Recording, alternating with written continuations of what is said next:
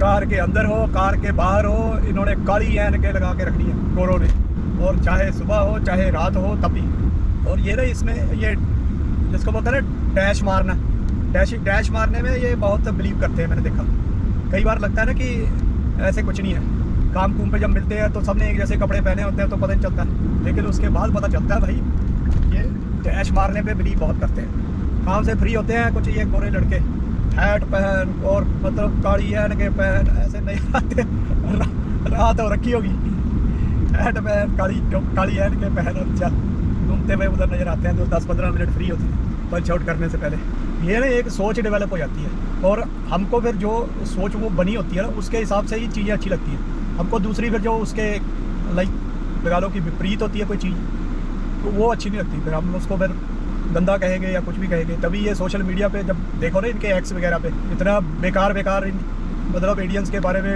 इनके विचार होते हैं कि पूछो मत, गुस्सा आता है। और खासकर कूड़े के मामले में, चलो कूड़े के मामले में तो है भी है ना, फिर हम लोग भी लापरवाही बहुत करते हैं। तो वही है कि हमारी जो सोच है वो डेवलप ही नहीं हुई सफाई वाली, कूड़ा जो है कम होना चाहिए।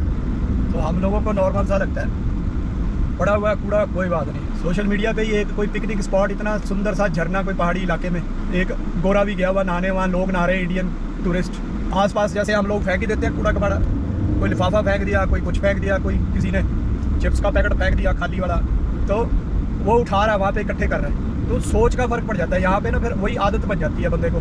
इसीलिए मैं कहता हूँ कि हमें एक अच्छी और सच्ची सोच बनानी बहुत ज़रूरी है। कई लोग तो उल्टी सोच बनाने में मतलब वो डिज़ाइन से बनाते हैं उल्टी सोच, कई फिर उसको जब फॉलो करते करते उनको लगता है कि यही सच्चाई है, उसी को सच्चाई मानने लग जाते हैं, ये चीज़ है। लेकिन उसमें कैसे, उसमें होता है कि अगर आप एक मैच्योरिटी लेवल अटेन कर लेते हो ना, तो जैसे यंग होता है बंदा, नौजवान जैसे 18-20 साल लगा लो, 30 साल तक, उस टाइम पे वो अगर सोच बन जाती है तो फिर वो काफ़ी देर तक चलती है। लेकिन फिर वो एक जैसे ये हमारी वाली स्टेज में आते हैं 45-50 मतलब 40 के ऊपर जाते हैं, फिर उनको एहसास होता है यार नहीं ये सच्चाई नहीं है, सच्चाई कुछ और है। तो इसीलिए मैं कहता हूँ कि हमें कुछ ऐसी शिक्षाएँ चाहिए कि यही जो 15-20 साल 25 साल की एज में, जिसको हम नींव बोलते हैं, फाउंडेशन बोलते हैं, वहीं पे शिक्षा जो है वो अगर हमारे पीढ़ियों की अच्छी हो जाती है तो फिर वो नेचुरली अभी आगे जाके अच्छी रहेगी, है ना, वो फिर सच्चाई के साथ में ही रहेगी। और अगर उन्होंने अपना वो वाला टाइम जो 10-15 साल उसको ऐसे ही गलत चीज़ को सच्चाई मानने में बिता दिए, वेस्ट कर दिया टाइम,